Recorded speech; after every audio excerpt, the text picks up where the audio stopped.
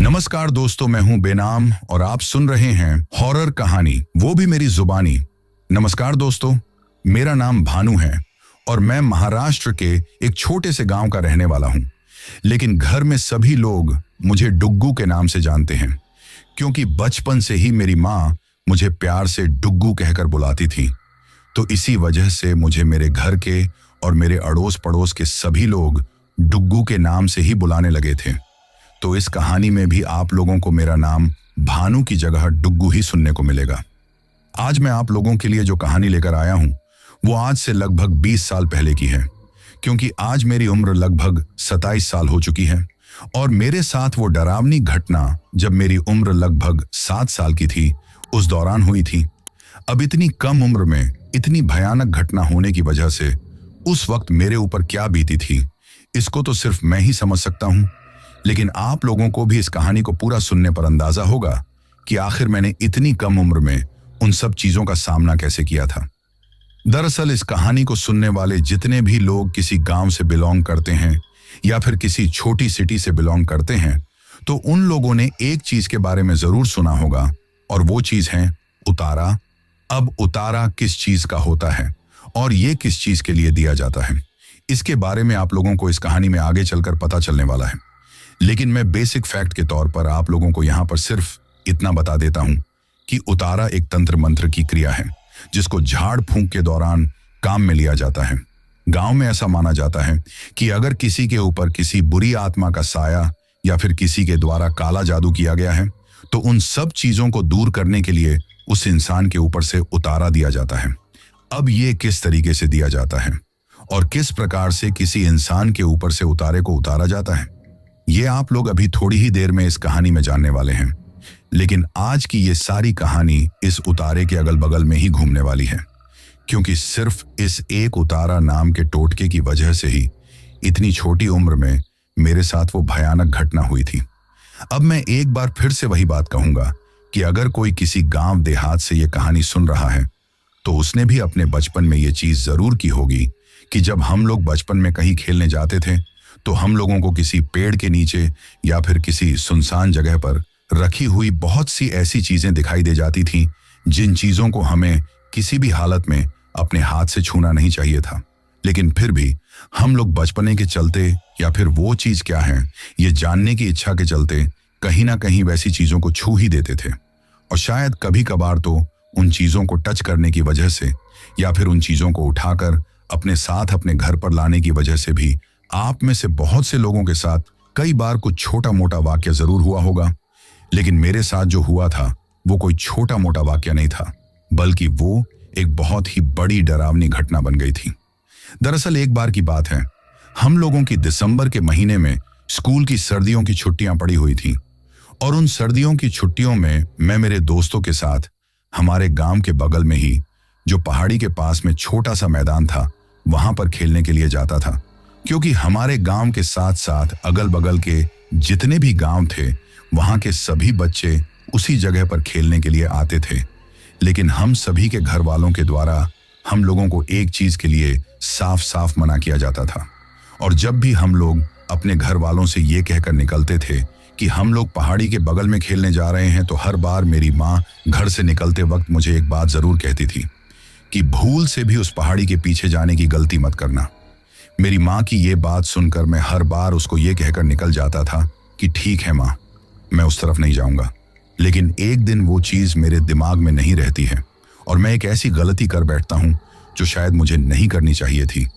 उन सर्दियों की छुट्टियों के दौरान एक शाम जब हम लोग हमारे गांव के बगल में जो पहाड़ी थी उसके पास में खेल रहे थे, तो खेलते खेलते ही हमारी जो क्रिकेट की गेंद थी वो उस खाली मैदान से थोड़ा आगे की तरफ चली जाती है। अब उस वक्त हम में से एक थोड़े बड़े भैया थे जो कि खेल रहे थे और उन्होंने ही उस गेंद को इतनी जोर से मारा था कि वो उस ग्राउंड से थोड़ा बाहर की तरफ चली गई थी। अब जिस तरफ वो गेंद गई थी उसी तरफ में उस गेंद को रोकने के लिए खड़ा हुआ था, यानी कि मैं उस साइड में फील्डिंग कर रहा था। लेकिन अब क्योंकि मैं जहां खड़ा था उस तरफ से गेंद पीछे गई थी तो उसको लाने भी मुझे ही जाना था। इसीलिए जब मैं उस गेंद को लाने के लिए उस समतल ग्राउंड से पहाड़ी के बगल में जो छोटी छोटी झाड़ियां थी उनको साइड में हटाते हुए जब उस गेंद को ढूंढने के लिए गया तो थोड़ी ही दूर आगे जाने के बाद वहां पर मुझे वो गेंद तो मिल जाती है, लेकिन इसके साथ ही मुझे वहां पर कुछ ऐसा दिखाई देता है जिसको देखते ही मेरा मन उस चीज को देखते रहने का ही करने लगा था। क्योंकि जब मैं उस गेंद को वहां उठाने के लिए गया तो थोड़ी दूर अंदर जाते ही मुझे दिखाई दिया कि एक बड़े से पेड़ के नीचे एक सफेद रंग की बांस की टोकरी में कुछ रखा हुआ है। जैसे ही मैंने वो चीज देखी तो मैं थोड़ा आगे जाकर गौर से उस चीज को देखता हूं, और जब मैं वहां जाकर देखा हूं तो मुझे दिखाई देता है कि उस टोकरी के अंदर एक लाल रंग का कपड़ा बिछा हुआ है और उसका कपड़े के ऊपर 2 रुपये का सिक्का, कुछ हल्दी मेहंदी और घर में सब्जी बनाने के लिए जितने भी मसाले काम में लिए जाते हैं वो सारे के सारे मसाले, उनके साथ ही थोड़ा सा सिंदूर और कपड़े से बनी हुई एक काले रंग की छोटी सी गुड़िया रखी हुई थी, जो दिखने में हूबहू किसी जिंदा इंसान की तरह दिखाई दे रही थी। यानी कि बनाने वाले ने उसको बहुत ही ध्यान से बनाया था। उसकी जो आंखें थीं, उन आंखों की तरफ देखकर ऐसा लग रहा था कि जैसे वो छोटी सी गुड़िया उस टोकरी के अंदर बैठी हुई मेरी तरफ एक टकटकी लगाए हुए देख रही है और अपने मन में ये उम्मीद लगा रही है कि मैं उसको वहां से उठाकर अपने साथ ले जाऊं। अब इतनी छोटी उम्र में मुझे इस चीज की समझ नहीं थी कि आखिर इन सब चीजों को वहां पर किस लिए रखा गया है, लेकिन जैसे ही मैंने उस छोटी सी गुड़िया को देखा तो मेरा मन ऐसा किया कि मैं उसको उठाकर अपने साथ अपने घर पर ले जाऊं। लेकिन इससे पहले कि मैं उसको उठाकर अपने साथ वहां से ले आता, उससे पहले ही पीछे से मेरे उन दोस्तों की आवाज आती है कि अरे अब क्या अंदर वहीं पर खड़ा रहेगा, सभी लोग गेंद का इंतजार कर रहे हैं। तो अब जैसे ही मुझे ये आवाज सुनाई देती है तो मैं सोचता हूं कि अभी तो मैं यहां से वापस उन लोगों के पास चला जाता हूं,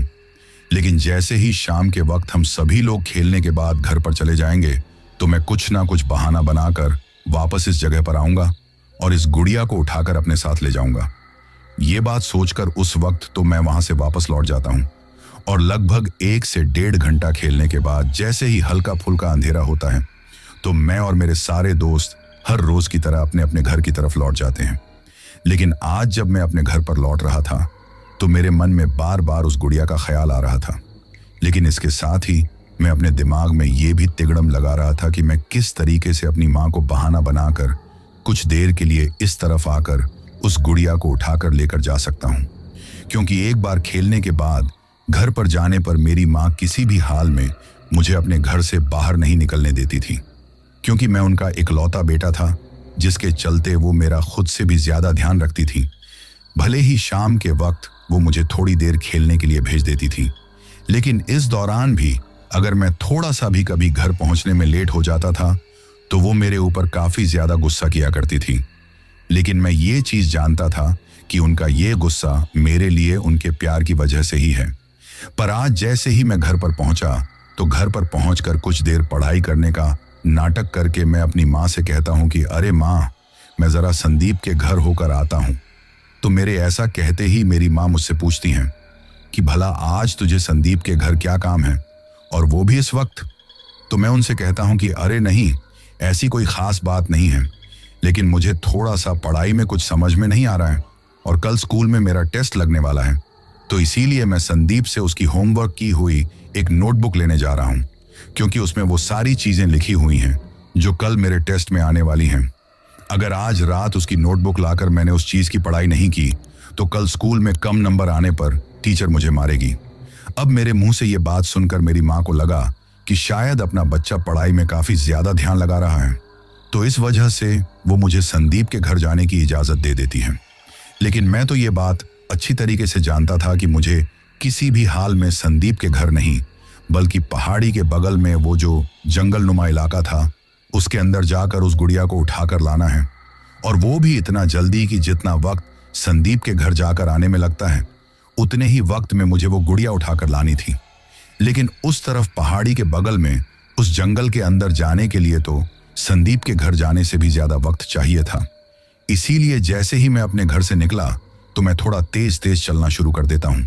और गांव की गली से थोड़ा बगल में उस पहाड़ी की तरफ निकलते ही मैं दौड़ना स्टार्ट कर देता हूँ। अब जिस मैदान में पहाड़ी के बगल में हम लोग खेलते थे वहां तक तो मैं दौड़ते हुए चले जाता हूँ,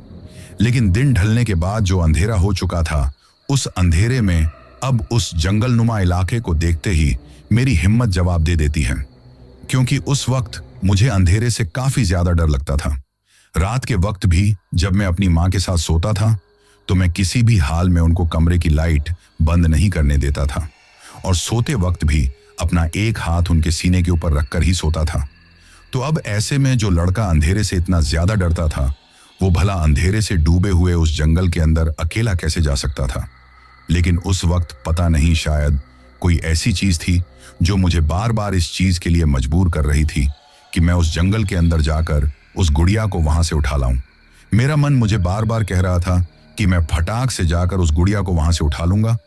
और उसके बाद तुरंत ही भागते हुए अपने घर की तरफ आ जाऊंगा।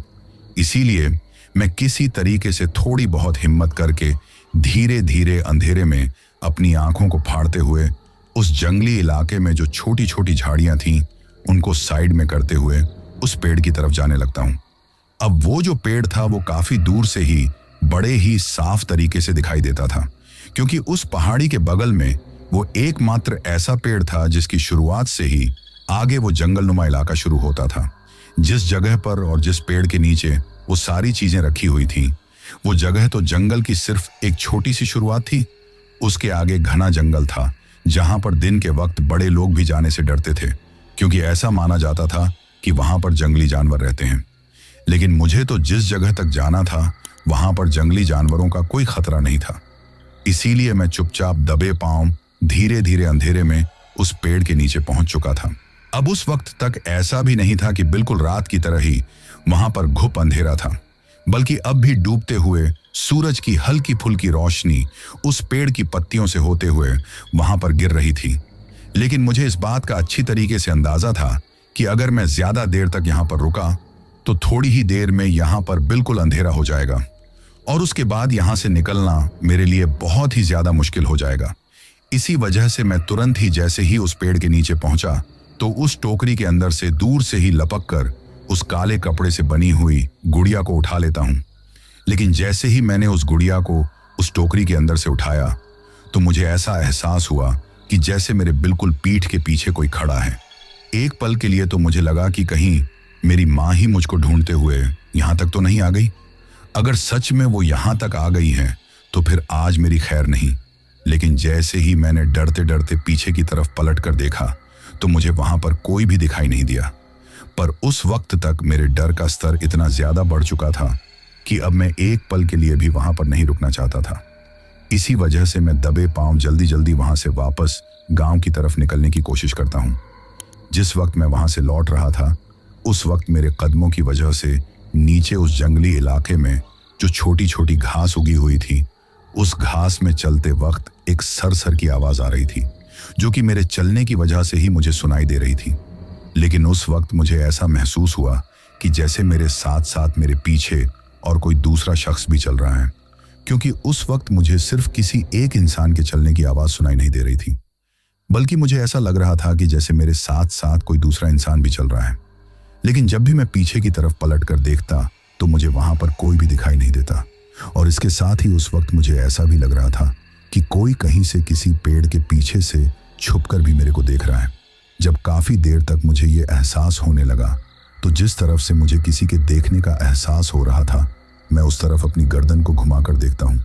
और जैसे ही मैं उस तरफ अपनी नजरों को दौड़ाकर देखता हूँ तो मुझे दिखाई दिया कि एक पेड़ के पीछे से दो सफेद रंग की चमकती हुई आंखें मेरे को ही घूर रही हैं। लेकिन धीरे धीरे उस वक्त तक अंधेरा इतना ज्यादा हो चुका था कि वो जो कोई भी था मुझे उसका चेहरा ठीक तरीके से दिखाई नहीं देता है। सिर्फ उस काले अंधेरे में मुझे उसकी वो सफेद चमकती हुई आंखें ही दिखाई दी थी। लेकिन जैसे ही मुझे वो आंखें दिखाई देती हैं तो मैं वहां पर काफी तेज चीखता हूँ और उस गुड़िया को अपने हाथ की मुट्ठी में बिल्कुल कसकर पकड़ते हुए मेरे से उस वक्त जितना तेज दौड़ा गया उतना तेज दौड़ते हुए मैं उस खाली मैदान तक पहुंच जाता हूं जिसमें हम लोग हर शाम खेला करते थे। अब उस खाली मैदान तक आने के बाद मेरा डर थोड़ा कम होता है और उसके बाद मैं फिर से तेज तेज कदमों के साथ चलते हुए अपने गांव की तरफ चला आता हूं। और जैसे ही मैं मेरे गांव की गली में पहुंचता हूं तो फिर तो मैं बिल्कुल नॉर्मल तरीके से चलने लगता हूं, ताकि किसी को भी इस बात का एहसास ना हो कि मैं कहीं से दौड़ते हुए आया हूं या फिर किसी चीज़ की वजह से मुझे डर लग रहा है। लेकिन उस वक्त मैं काफ़ी ज़्यादा छोटा था इस वजह से कुछ कुछ चीज़ें ऐसी थीं जिनको चाहे मैं कितना ही छुपाने की कोशिश कर लेता, लेकिन मैं उन चीज़ों को छुपा नहीं पाया था। और घर पहुंचते ही तो जब मेरी माँ ने मुझे और मेरी उस हालत को देखा तो उनको इस बात पर पक्का यकीन हो गया कि मैं उनसे झूठ बोलकर संदीप के घर की जगह कहीं और गया था, क्योंकि आखिर में वो एक माँ थी और एक माँ अपने बच्चे की हालत देखकर उसके बारे में हर चीज़ समझ सकती है। इसी वजह से जैसे ही मैं अपने घर पर पहुंचा तो उन्होंने मेरी तरफ देखते ही मुझसे कहा कि आ गया तू, इतनी देर कहाँ लगा दी थी। तो मैं थोड़ा हकलाते हुए मेरी माँ से कहता हूँ कि अरे वो थोड़ा संदीप के पास बैठ गया था, उससे कुछ पढ़ाई के बारे में ही बातें होने लग गई थी। तो मेरे ऐसा कहते ही वो मेरे चेहरे की तरफ गौर से देखती हैं और फिर मुझसे कहती हैं कि तू तो संदीप के घर नोटबुक लेने गया था, तो फिर तेरे चेहरे पर इतना पसीना क्यों आया हुआ है, और तुझे देखकर तो ऐसा लग रहा है कि जैसे तू कहीं से भागते हुए आया है। तो अब मेरी माँ के ऐसा कहते ही मैं उनसे कहता हूँ कि नहीं माँ, ऐसा बिल्कुल भी नहीं है। तो वो मुझसे कहती हैं कि झूठ मत बोल, अगर भागते हुए नहीं आया है तो फिर इतना हाफ क्यों रहा है। अब उनके ऐसा कहते ही मैं उस चीज़ को छुपाने के लिए उस वक्त मेरी माँ से एक और झूठ बोलता हूँ और उनसे कहता हूँ कि अरे जब मैं अपने घर की तरफ आ रहा था तो बगल में रहने वाली सविता चाची का कुत्ता मेरे पीछे पड़ गया था, और आप तो जानते हो कि मुझे कुत्तों से कितना ज़्यादा डर लगता है। जब वो कुत्ता मेरे पीछे पड़ गया तो मुझे लगा कि कहीं वो मुझे काट ना ले, इसीलिए मैं थोड़ा भागते हुए आया हूँ। तो मेरे ऐसा कहते ही मेरी माँ मुझे कहती हैं कि ठीक है, जल्दी से जाकर हाथ मुंह धो लें, मैंने खाना बना दिया है, आकर खाना खा लें। अभी वो मुझसे इतना कहकर रसोई की तरफ पलटी ही थी कि तभी अचानक से ही एक दो कदम उठाते ही वो रुक जाती हैं और फिर से मेरी तरफ पलट कर देखने लगती हैं। लेकिन इस बार वो मेरे चेहरे की तरफ नहीं बल्कि मेरे पैरों की तरफ देख रही थी। और जैसे ही मैंने ये चीज़ नोटिस की कि वो मेरे पैरों की तरफ देख रही हैं, तो मैं भी अपनी गर्दन को नीचे की तरफ झुकाकर अपने पैरों को देखता हूँ। और जब मैं अपने पैरों को देखता हूँ तो मुझे पता चल जाता है कि आज मेरा झूठ पकड़ा गया है और अब मैं ज़्यादा देर तक अपनी माँ से अपना झूठ नहीं छुपा पाऊंगा। लेकिन उस वक्त मैंने एक चीज़ अच्छी तरीके से छुपा ली थी, और वो थी वो काले कपड़े से बनी हुई गुड़िया, जिसको मैंने पीछे की तरफ अपनी कमर के पास अपने पेंट के अंदर दबा रखा था, और ऊपर से मेरी जो शर्ट थी उससे उसको अच्छी तरीके से ढक रखा था। साथ ही मेरी ये कोशिश थी कि किसी भी हाल में मेरी माँ की नज़र मेरी कमर पर पीछे की तरफ ना पड़े, क्योंकि जब मैंने उस गुड़िया को पीछे की तरफ छुपा रखा था तो किसी को भी देखकर यह बात आसानी से पता चल सकती थी कि मैंने वहां पर कुछ छुपा रखा है। इसीलिए मैं ताकते हुए अपनी माँ की तरफ ही देख रहा था। लेकिन अब जैसे ही उनकी नज़र मेरे पैरों की तरफ जाती है तो वो मुझसे कहती हैं कि झूठ बोल रहा है तू संदीप के घर नहीं बल्कि कहीं और ही गया था,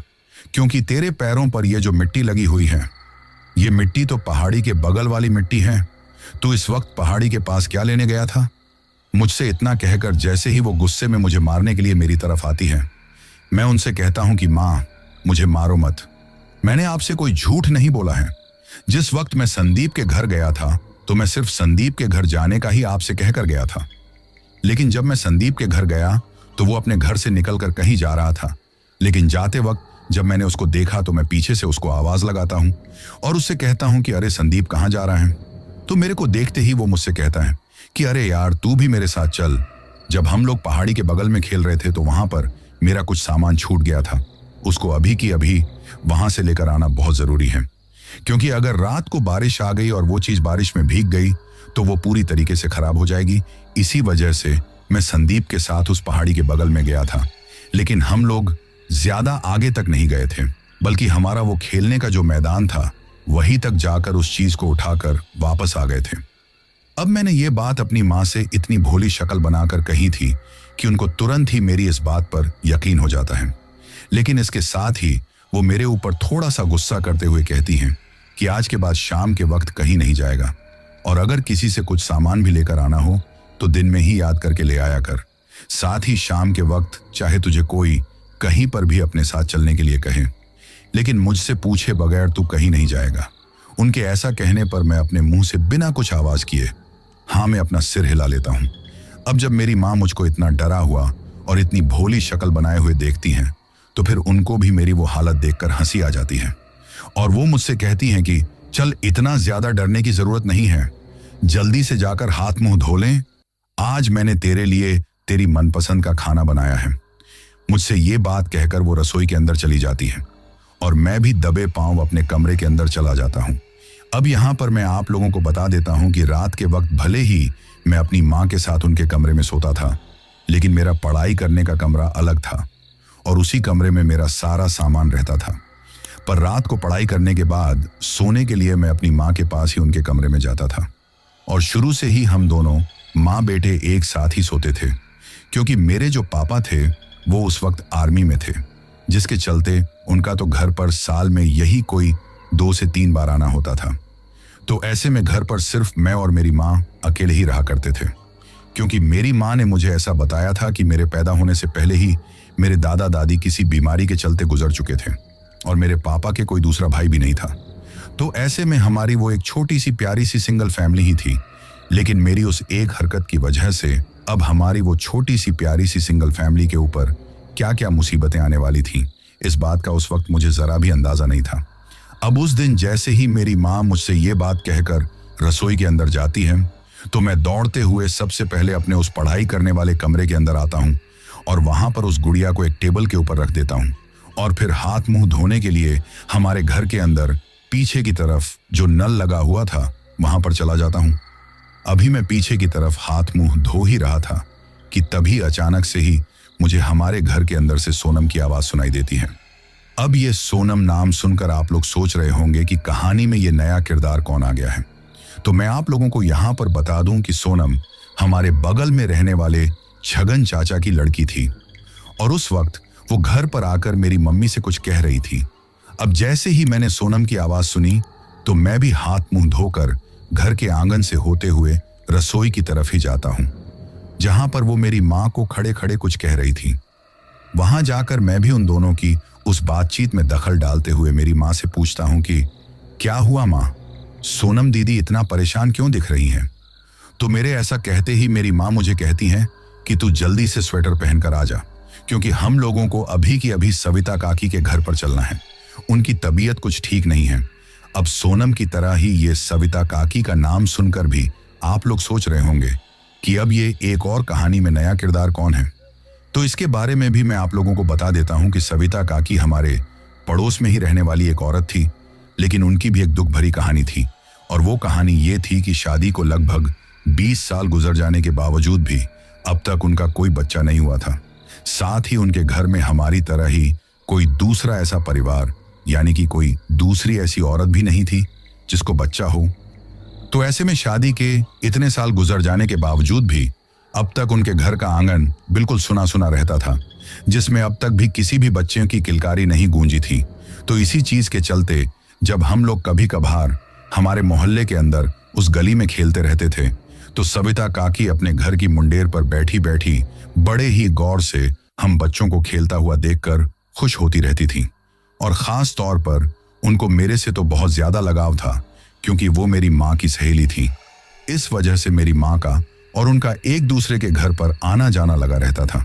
जिसके चलते जब भी वो हमारे घर पर आती थी तो हर बार मुझसे बहुत ज्यादा लाड़ प्यार किया करती थी और उनका स्वभाव बहुत ही ज्यादा अच्छा था। शादी के इतने साल बाद तक भी बच्चे ना होने के बावजूद भी वो किसी दूसरे के बच्चे को देखकर उससे जलती नहीं थी, बल्कि वो गांव के हर बच्चे को बहुत ज्यादा प्यार करती थी। लेकिन उनका सबसे ज्यादा लगाव मुझसे ही था। घर पर जब वो अकेली रहती थी तो अक्सर मुझको खिलाने के लिए मेरे घर पर आ जाया करती थी। हालांकि अब मैं थोड़ा बड़ा हो चुका था, लेकिन जब मेरी उम्र लगभग 1 से 1.5 साल के आसपास में थी तो मेरी माँ मुझे अक्सर बताती हैं कि उनसे ज्यादा तो मुझे सविता काकी ने ही अपनी गोद में खिलाया था और मुझे देखकर वो काफी ज्यादा खुश हुआ करती थी। लेकिन आज पता नहीं उनको अचानक से क्या हो गया था, जिसकी वजह से सोनम मेरी माँ को बुलाने के लिए आई थी। पर वैसे भी अक्सर जब भी उनके घर पर कोई छोटी मोटी प्रॉब्लम होती थी, वो सबसे पहले अपनी सहेली यानी कि मेरी माँ को ही याद करती थी। शायद इसीलिए इस बार भी जब उनको कुछ दिक्कत हुई थी तो उन्होंने मेरी माँ को बुलाया था और मेरी माँ भी उनके एक बुलावे पर ही दौड़ी दौड़ी उनके घर पर चली जाया करती थी। लेकिन अब क्योंकि रात के लगभग 8 बजे का वक्त हो चुका था, तो इस वजह से मेरी माँ मुझे अकेला घर पर छोड़कर नहीं जा सकती थी। इसीलिए उन्होंने मुझसे कहा था कि तू जल्दी से स्वेटर पहन ले, हम लोगों को सविता काकी के घर पर चलकर आना है। अब मैं के ऐसा कहते ही मैं फिर से घर के आंगन से होते हुए दौड़ा दौड़ा कमरे के अंदर जाता हूँ और स्वेटर पहनने के बाद मेरे उस कमरे के अंदर टेबल पर रखी हुई उस काले रंग की गुड़िया को उठाकर अपने साथ स्वेटर के अंदर छुपाते हुए सविता काकी के घर पर चला जाता हूँ। उस वक्त मेरे साथ मेरी माँ भी उनके घर पर गई थी, या फिर यूं कहूं कि मैं मेरी माँ के साथ उनके घर पर गया था। लेकिन उनके घर पर जाते ही मैं देखता हूं कि सविता काकी को काफी ज्यादा उल्टियां हो रही हैं और मेरी माँ के साथ साथ मोहल्ले की बाकी की जितनी भी औरतें और लड़कियां थीं वो उनके घर पर इकट्ठा हो रखी थी। मर्द जात के नाम पर सिर्फ मैं ही वहां पर एक छोटा बच्चा था जो उस वक्त मेरी माँ के साथ वहां गया था। उस टाइम पर सविता चाची की हालत काफी ज्यादा खराब हो रखी थी, लेकिन उनकी इतनी ज्यादा खराब हालत को देखकर भी वहां मौजूद सभी औरतों के चेहरे पर एक अजीब सी खुशी वाली मुस्कान थी और वो बार बार एक दूसरे से कुछ बतिया रही थी। लेकिन वहां पर क्या चल रहा था इसके बारे में मैं कुछ भी नहीं समझ पा रहा था। लेकिन मैं एक चीज अच्छी तरीके से समझ गया था कि अगर जल्द ही मैंने इस गुड़िया को कहीं पर नहीं छुपाया तो शायद इसको कोई देख लेगा, और अगर मेरी माँ को एक बार इसके बारे में पता चल गया तो वो तो मेरी जान ही निकाल लेंगी। इसी वजह से मैं सोचता हूं कि अभी तो मैं इस गुड़िया को सविता काकी के घर पर ही कहीं छुपा देता हूं, और जब अपनी माँ के साथ घर पर लौटूंगा तो इसको अपने साथ वापस ले जाऊंगा, क्योंकि उस वक्त मुझे इस बात का अच्छी तरीके से पता था कि आज हमारा वहां पर काफी ज्यादा टाइम खराब होने वाला है। और मुझे ये बात भी पता थी कि मोहल्ले की सभी औरतों के वापस लौट जाने के बाद भी मेरी माँ अकेले में सविता काकी के साथ बैठकर काफी देर तक कुछ बतियाने वाली है, क्योंकि ये चीज अक्सर होती थी। जब भी मैं अपनी माँ के साथ सविता काकी के घर किसी भी काम से जाता था तो एक दो औरतें जो वहां पर पहले से बैठी रहती थीं, उनके जाने के बाद भी मेरी माँ की और सविता काकी की अक्सर कुछ पर्सनल बातें हुआ करती थीं। तो इस बात की वजह से उस दिन मुझे ये अंदाजा था कि हम लोग काफी लेट तक यहाँ से अपने घर लौटने वाले हैं, और तब तक मैं अपनी स्वेटर के अंदर उस गुड़िया को नहीं रख सकता था। इसी वजह से मैं सविता काकी के घर के आंगन के अंदर ही जो छोटा सा लकड़ी का बना हुआ संदूक रखा हुआ था, उस संदूक के अंदर उस बुढ़िया को रख देता हूं। पर वो संदूक इतना छोटा था कि उसके अंदर सिर्फ वो गुड़िया ही रखी जा सकती थी। इस वजह से मैं उसको उसके अंदर रखकर उसको वापस बंद कर देता हूं, और फिर वहां पर जो कुछ भी हो रहा था उन सब चीजों का हिस्सा बनने के लिए उन औरतों के बीच चला जाता हूं। लेकिन उस दिन वो सब कुछ होने के बाद रात के लगभग 11 बजे के आसपास मैं अपनी माँ के साथ वापस अपने घर पर लौटता हूं, तो नींद काफी ज्यादा आने की वजह से मैं ये चीज भूल जाता हूं कि मैंने वो गुड़िया सविता काकी के घर पर ही छोड़ दी है। यानी कि मैं उसको अपने साथ वापस अपने घर पर लाना भूल जाता हूं, क्योंकि उस टाइम बचपन में मेरी ये आदत रहती थी कि रात के लगभग 9 बजते ही मुझे नींद आने लग जाती थी। और उस दिन भी मैं सविता काकी के घर पर ही सो गया था, क्योंकि उस दिन जब मुझे नींद आने लगी थी और मैंने मेरी माँ के बगल में धीरे से जाकर कान में ये बात बोली कि माँ मुझे नींद आ रही है,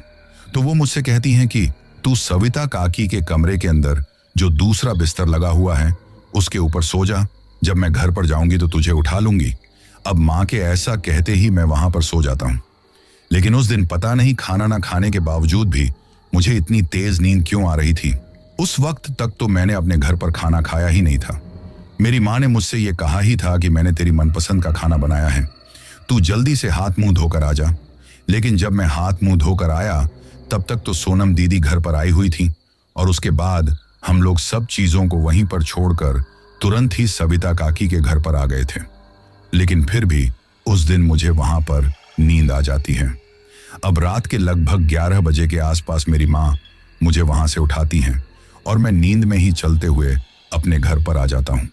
घर पर आने के बाद मेरी माँ मुझे जबरदस्ती थोड़ा बहुत खाना खिलाती हैं और फिर मैं सो जाता हूँ। लेकिन जैसे ही दूसरे दिन सुबह होती है तो उठने के बाद मुझे याद आता है कि मैंने तो कल रात को वो काले रंग की गुड़िया सविता काकी के घर पर ही छोड़ दी है।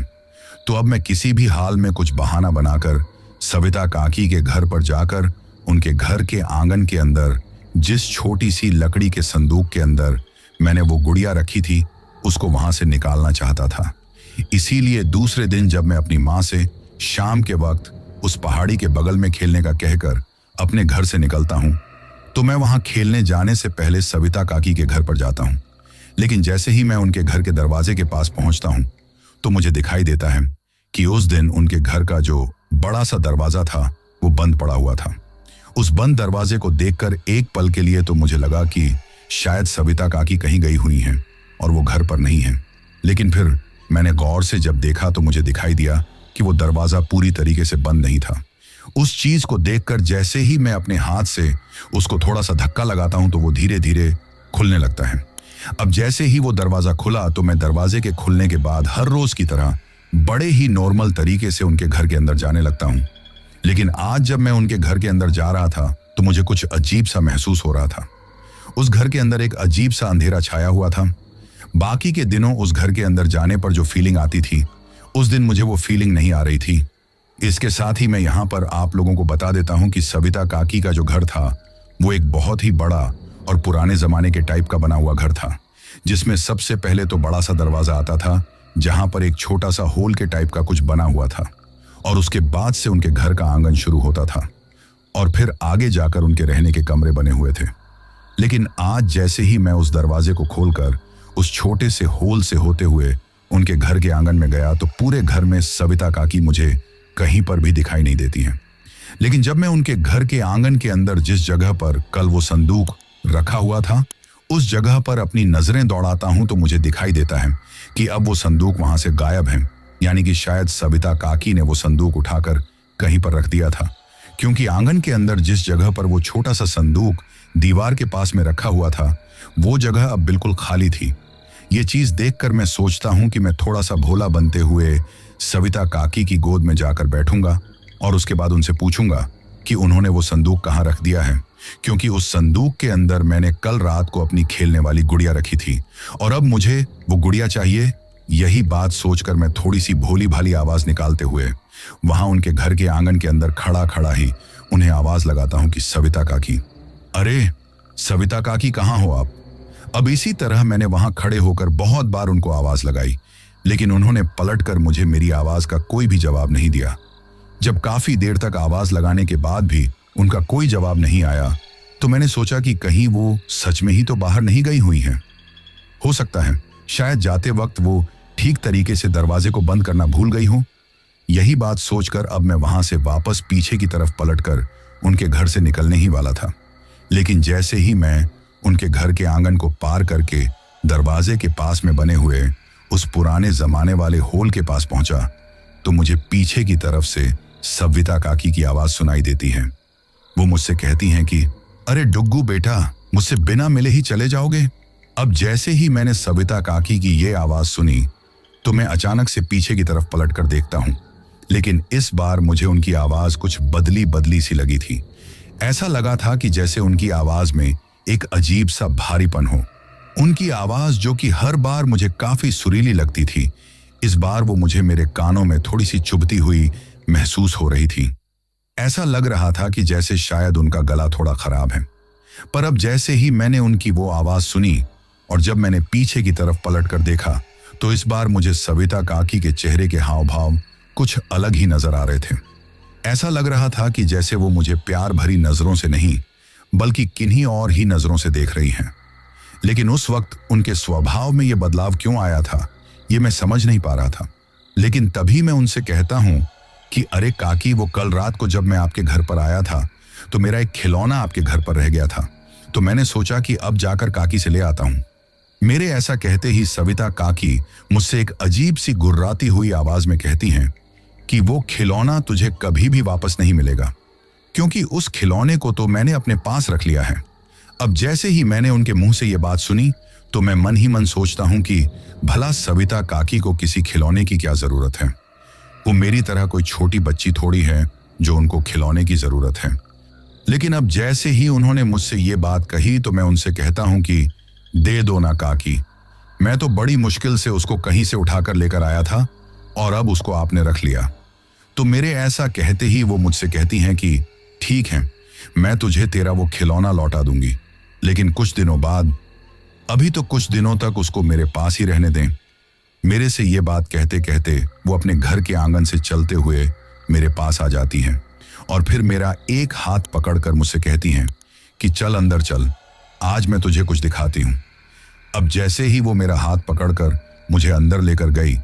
तो मैं देखता हूं कि उन्होंने अपने कमरे के अंदर चारों तरफ की दीवारों पर एक गुड़िया का चित्र बना रखा था, और वो जो चित्र था वो दिखने में बिल्कुल हूबहू उसी गुड़िया की तरह का था जिसको मैं उस पेड़ के नीचे से उठाकर लाया था। लेकिन उन्होंने वो चित्र किसी कागज के ऊपर नहीं बल्कि दीवार को कुरेद कुरेद कर बनाया था। उस कमरे की चारों तरफ की दीवारों के ऊपर बने हुए उस गुड़िया के चित्रों को देखकर ऐसा लग रहा था कि जैसे इस चित्र को किसी चीज से इस दीवार के प्लास्टर को कुरेद कर बनाया गया हो। लेकिन ये चीज देखने के बाद जैसे ही मेरी नजरें सविता काकी के हाथ की उंगलियों की तरफ जाती हैं तो मुझे दिखाई देता है कि उनके हाथ की उंगलियां पूरी तरीके से छिली हुई हैं और उनकी उंगलियों के नाखूनों में उस दीवार के प्लास्टर का काफी सारा पाउडर भरा हुआ है। तो उस चीज को देखकर मुझे अंदाजा हो गया था कि शायद इन्होंने अपने हाथ से ही इस दीवार के ऊपर खरोच कर ये सारे चित्र बनाए हैं। पर उस टाइम पर मैं सोच रहा था कि इनको तो ये सब करने पर काफी ज्यादा तकलीफ हुई होगी, तो फिर भी इन्होंने ऐसा क्यों किया। लेकिन अब उस दिन तो मैं किसी तरीके से बहाना बनाकर उनके घर से वापस अपने घर की तरफ लौट आता हूं। लेकिन तब तक भी मुझे ये अंदाजा नहीं था कि इन सब चीजों से ही आने वाले किसी बहुत बड़े खतरे की शुरुआत हो चुकी है। दरअसल अब जिस दिन से मैंने सविता काकी के घर पर वो काले रंग की गुड़िया छोड़ी थी, उसी दिन से सविता काकी का अपने घर से बाहर निकलना बहुत ज्यादा कम हो गया था और ना ही वो हमारे घर पर आती थी। धीरे धीरे मोहल्ले के लोगों ने इस चीज को नोटिस किया कि उनके स्वभाव में भी काफी ज्यादा बदलाव आ गया है। जब कभी भी वो किसी काम से अपने घर से बाहर निकलती थी और अगर कोई मोहल्ले का शख्स उनसे कुछ पूछ लेता था या उनसे कुछ बात करना चाहता था तो वो उसके ऊपर काफी ज्यादा गुस्सा करती थी। उनके उस स्वभाव को देखकर लोगों को ऐसा लग रहा था कि शायद इतने सालों के बाद उनके घर में एक खुशी लौटने वाली है। तो शायद ये उसी के चलते उनके स्वभाव में बदलाव आया है, क्योंकि ऐसा अक्सर होता है कि जब महिलाएं गर्भवती होती हैं तो उनका स्वभाव थोड़ा चिड़चिड़ा हो जाता है। क्योंकि उस रात जब मैं और मेरी माँ सविता काकी के घर पर गए थे तभी मोहल्ले के सभी लोगों को इस बात का पता चल चुका था कि सविता काकी पेट से हैं और उस दिन उनके वो जो उल्टियां हो रही थी वो इसी वजह से हो रही थी। लेकिन इस चीज की वजह से मोहल्ले के लोग काफी ज्यादा खुश थे। पर शायद उसी दिन से सविता काकी के घर पर किसी डरावनी आहट की दस्तक हो चुकी थी। अब एक दिन फिर से मेरा किसी काम से सविता काकी के घर पर जाना होता है, क्योंकि मेरी माँ ने ही मुझे कुछ सामान देकर उनके घर पर भेजा था। अब उस दिन जैसे ही मैं उनके घर पर गया तो मुझे उनके घर का दरवाजा खोलते ही उनके घर के अंदर से एक अजीब सी बदबू आने लगी थी, जैसे कि कोई बहुत बुरी चीज उनके घर के अंदर सड़ रही हो। उस बदबू को महसूस करते ही मैंने सोचा कि आखिर इस बदबू के साथ सविता काकी इस घर के अंदर कैसे रह पा रही हैं। इस बार जैसे ही मैं उनके घर के दरवाजे को खोलकर थोड़ा सा आगे की तरफ गया तो मुझे दिखाई दिया कि उनके घर के आंगन के एक कोने में मरे हुए कबूतरों के पंखों का ढेर लगा हुआ है। साथ ही वहां पर उस दीवार पर भी कोने में काफी ज्यादा खून लगा हुआ था। उस खून को देखकर ऐसा लग रहा था कि जैसे वो खून उन्हीं मरे हुए कबूतरों का ही है। लेकिन फिर मैंने किसी तरीके से अपने एक हाथ से अपनी नाक को ढकते हुए सविता काकी को आवाज लगाना शुरू किया। लेकिन इस बार जैसे ही मैंने उनको आवाज लगाई तो मेरे एक बार आवाज लगाते ही वो अपने कमरे से बाहर निकल कर आती हैं। लेकिन जैसे ही वो अपने कमरे से बाहर निकल कर आई तो उनको देखते ही मैं काफी ज्यादा डर गया, क्योंकि उनका रूप इतना ज्यादा भयानक था कि उनको देखकर ऐसा लग ही नहीं रहा था कि वो सभी वही सविता काकी हैं जो कभी हम बच्चों को बहुत प्यार से अपनी गोद के अंदर खिलाया करती थी। क्योंकि जैसे ही वो अपने कमरे से बाहर निकली तो मुझे दिखाई दिया कि वो किसी इंसान की तरह चलते हुए मेरी तरफ नहीं आ रही थी, बल्कि वो किसी जानवर की तरह अपने चारों हाथ पैरों पर चलते हुए आ रही थी। लेकिन इसके साथ ही जिस तरीके से कोई कुत्ता या बिल्ली अपने चार हाथ पैरों पर सीधा चलता है, वो उस वक्त उस तरीके से भी अपने चारों हाथ पैरों पर नहीं चल रही थी, बल्कि वो उल्टा होकर अपने चारों हाथ पैरों पर चल रही थी। मतलब उनका चेहरा और आगे का धड़, यानी कि उनके सामने की तरफ का सीना, वो तो ऊपर की तरफ था और वो उल्टी होकर अपने हाथ पैरों के बल चल रही थी। साथ ही उस वक्त उनके सिर के पूरे बाल खुले हुए थे और उनके होंठों पर उस दीवार पर लगे हुए खून की तरह का ही चमकता हुआ कुछ लाल लाल दिखाई दे रहा था। उस चीज को देखकर ऐसा लग रहा था कि जैसे उन सारे मरे हुए कबूतरों को उन्हीं ने मारकर खाया है। लेकिन इसके साथ ही उनके शरीर की जो चमड़ी थी उसके ऊपर भी मुझे एक अजीब सा बदलाव नजर आ रहा था, क्योंकि अभी तो सविता काकी की उम्र लगभग 35 साल के आसपास में ही थी, लेकिन फिर भी वो बिल्कुल किसी 20 से 22 साल की जवान औरत की तरह नई नवेली दिखाई देती थी। लेकिन उस दिन जब मैंने उनको देखा तो उनका शरीर पूरी तरीके से सूखकर पिचक चुका था और वो किसी अधेड़ उम्र की औरत की तरह दिखाई दे रही थी। साथ ही उनकी आंखों के चारों तरफ काले रंग के घेरे बन चुके थे। ये चीज देखकर मैं समझ गया था कि सविता काकी आज नॉर्मल नहीं है। पहले तो मुझे लगा कि शायद वो मुझे डराने के लिए ऐसा कर रही हैं, लेकिन जब मैंने वहां खड़े खड़े धीरे धीरे एक अजीब सी डरती हुई आवाज में उनसे कहा कि आप ऐसा मत करो, मुझे बहुत डर लग रहा है, आप इस मजाक को यहीं पर खत्म कर दो। लेकिन मेरे ऐसा कहते ही वो उल्टी होकर अजीब तरीके से मुस्कुराने लगती हैं। और इसके साथ ही जो मुझे सबसे ज्यादा डरावनी चीज लगी वो ये थी कि उस टाइम पर सविता काकी की आंखें पूरी तरीके से किसी अंडे की तरह सफेद सफेद दिखाई दे रही थी। यानी कि हम लोगों की आंखों के बीच जो काले रंग का कांच होता है वो उस टाइम पर उनकी आंखों के अंदर से गायब था, या फिर यूं कहूं कि वो ऊपर की तरफ छड़ा हुआ था। अब ये चीज देखते ही मैं काफी तेज दौड़ते हुए उनके घर से बाहर आ जाता हूं और अपने घर पर जाकर ये सारी की सारी चीजें मेरी माँ को बताता हूं। अब जैसे ही मेरी माँ मेरे मुंह से ये बातें सुनती हैं तो वो मुझसे कहती हैं कि नहीं नहीं, शायद उसने तेरे साथ कुछ मजाक किया होगा, ऐसा हो ही नहीं सकता। 2-4 दिन पहले ही वो मुझे मार्केट से कुछ सामान लेकर आती हुई मिली थी, तब तो वो बड़ी ठीक ठाक दिख रही थी। हालांकि उसने मुझसे सिर्फ इतना कहा था कि उसकी तबीयत कुछ ठीक नहीं है और उसको घर पर जाकर आराम करना है। इस वजह से उस टाइम पर मेरी और उसकी ज्यादा बात नहीं हो पाई थी, लेकिन वो मुझे बिल्कुल ठीक ठाक नजर आई थी। मेरी माँ के मुंह से ये बात सुनते ही मैं उनसे कहता हूँ कि नहीं माँ, मैं आपसे झूठ नहीं बोल रहा। सविता काकी आज नॉर्मल नहीं थी और ना ही वो कोई नाटक कर रही थी, बल्कि वो सच में ही किसी चुड़ैल या डायन की तरह बहुत ज्यादा डरावनी दिखाई दे रही थी। और पिछले कुछ दिनों से तो बंशी काका भी किसी काम से शहर गए हुए हैं, तो ऐसे में वो अपने घर पर बिल्कुल अकेली ही हैं। अब यहाँ पर मैं आप लोगों को बता देता हूँ कि जो बंशी काका थे वो सविता काकी के घर वाले थे, यानी कि उनके पति थे। और जब ये सब कुछ हो रहा था तो उस टाइम पर वो अपने किसी काम से शहर गए हुए थे, लेकिन उनके शहर जाने के बाद ही मोहल्ले में सभी लोगों को ये बात पता चली थी कि सविता काकी पेट से हैं और अब वो मां बनने वाली हैं। लेकिन बंशी काका का जो काम था वो लगभग 2 से 3 महीने का था, तो ऐसे में वो कुछ दिनों बाद ही लौटने वाले थे। और जिस वक्त सविता काकी को खुद को ये बात पता चली थी कि वो पेट से हैं, तो उन्होंने सभी मोहल्ले वालों को बंशी काका को ये बात बताने के लिए मना कर दिया था, क्योंकि वो ये चाहती थी कि जब वो अपना काम खत्म करके वापस घर पर लौटे तो वो उनको इस बात का सरप्राइज देंगी, क्योंकि वो ये खुशी उनके आमने सामने बैठकर उनसे शेयर करना चाहती थी। इसी वजह से मोहल्ले के सब लोग उनकी बात को समझ जाते हैं और कोई भी फोन करके बंशी काका को यह बात नहीं बताता है कि वो पिता बनने वाले हैं। लेकिन अब जैसे ही मेरी माँ ने मेरे मुंह से ये बात सुनी तो वो काफी ज्यादा घबरा गई। पर जो हाल मैंने मेरी माँ को सविता काकी का बताया था, उस हाल को सुनने के बाद उनकी भी अकेले उनके घर के अंदर जाने की हिम्मत नहीं होती है। इसी वजह से वो मोहल्ले की अगल बगल की 1-2 औरतों को और अपने साथ ले जाती हैं और फिर उसके बाद उन सभी औरतों के साथ उनके घर पर जाती हैं।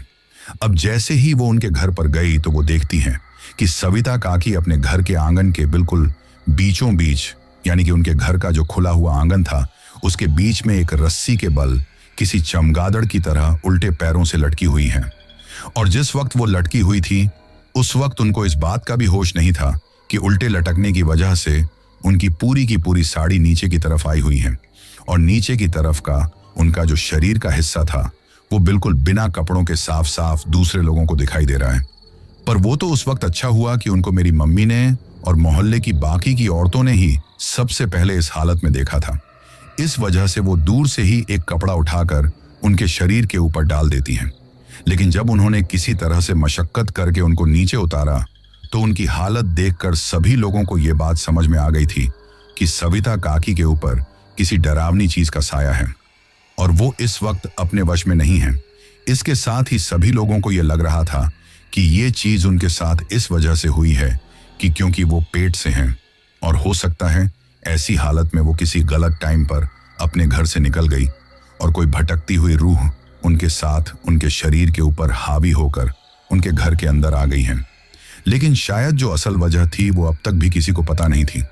पर जब असल वजह का सब लोगों को पता चलने वाला था तो सभी लोगों के पैरों तले से जमीन खिसकने वाली थी।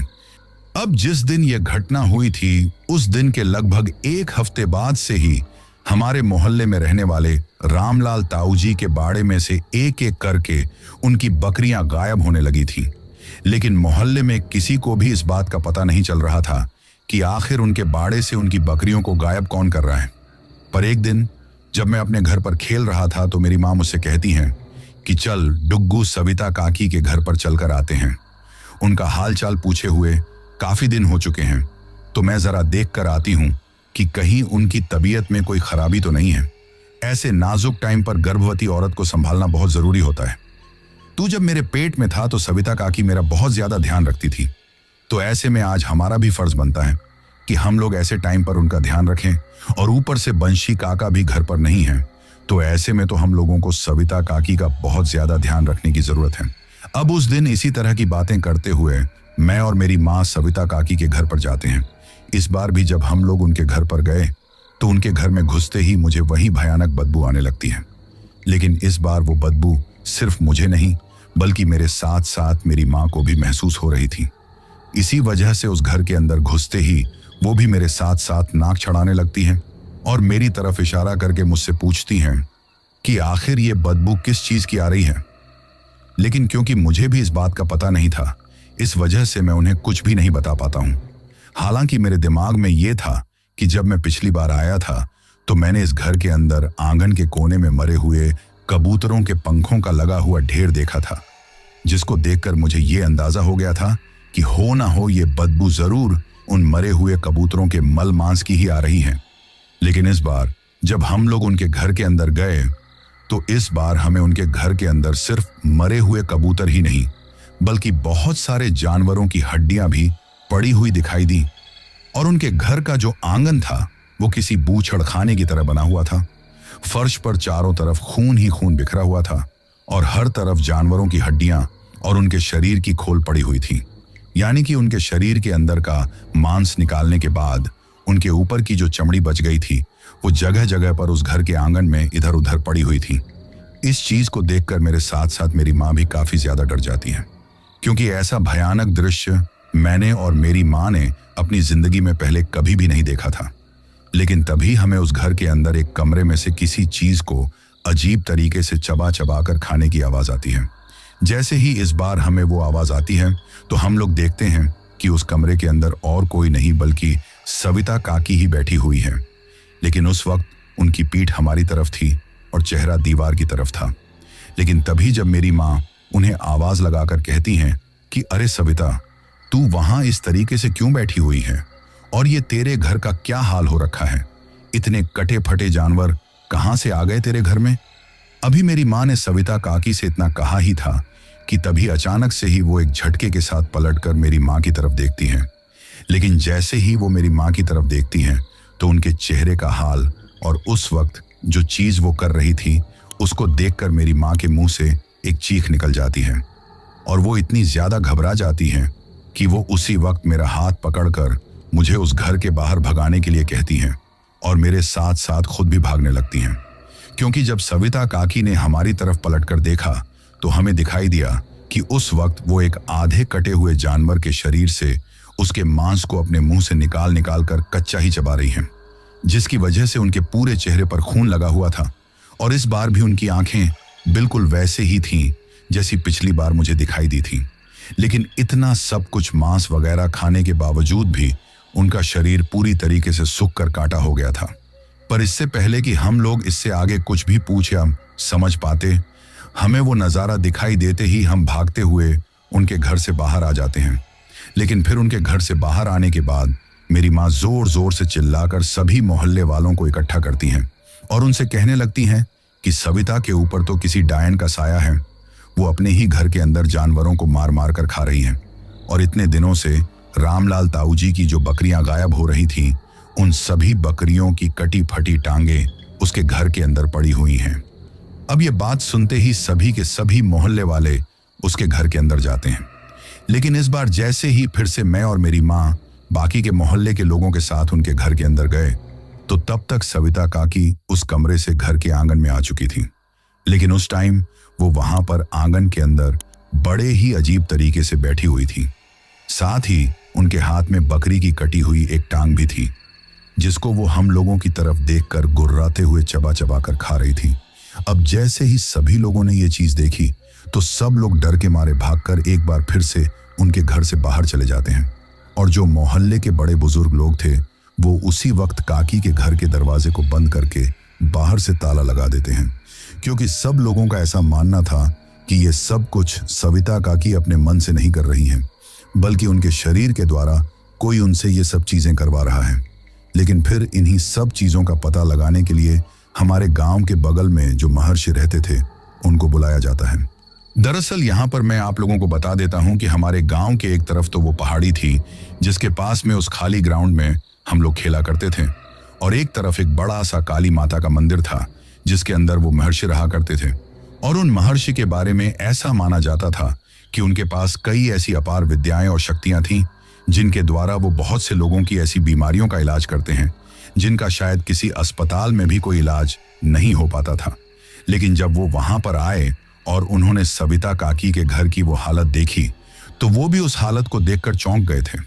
क्योंकि उनका ऐसा कहना था कि उन्होंने भी अपने जीवन में पहले किसी के साथ भी ऐसा होता हुआ नहीं देखा है। लेकिन फिर उसी दिन शाम को महर्षि के द्वारा काकी के घर के बाहर सड़क पर ही एक हवन कुंड की तरह का कुछ बनाया जाता है, और वहां पर वो अपना जो भी तंत्र मंत्र था उसको शुरू करते हैं। लेकिन जैसे ही वो वहां पर वो सारी चीजें शुरू करते हैं तो अंदर की तरफ से अचानक से ही सविता काकी के घर का दरवाजा खटखटाने लगता है, और कोई जोर जोर से चिल्लाते हुए उसको अंदर से पीट रहा था। लेकिन महर्षि उस दरवाजे को बिल्कुल भी नहीं खोल रहे थे। अंदर की तरफ से जो आवाजें आ रही थीं वो आवाजें तो सविता चाची की ही थीं, लेकिन उनकी आवाज के साथ साथ कई सारी और औरतों की आवाज भी आ रही थी। ऐसा लग रहा था कि जैसे उस घर में वो अकेली नहीं है, बल्कि उनके साथ और भी बहुत सी औरतें रहती हैं। लेकिन फिर जब महर्षि को अपनी क्रियाविधि करने के बाद सही टाइम लगा तब जाकर वो उस घर का दरवाजा खोलते हैं, और जैसे ही वो दरवाजा खोलते हैं तो सविता काकी किसी मकड़ी की तरह बिल्कुल उसी तरीके से उल्टा होकर चलती हुई बाहर आती है जिस तरीके से मैंने उनको पहली बार देखा था। अब जैसे ही वो बाहर आई तो महर्षि उनसे बहुत गुस्से में पूछते हैं कि तू क्या लेने आई है इस औरत के शरीर में, आखिर तुझे क्या चाहिए।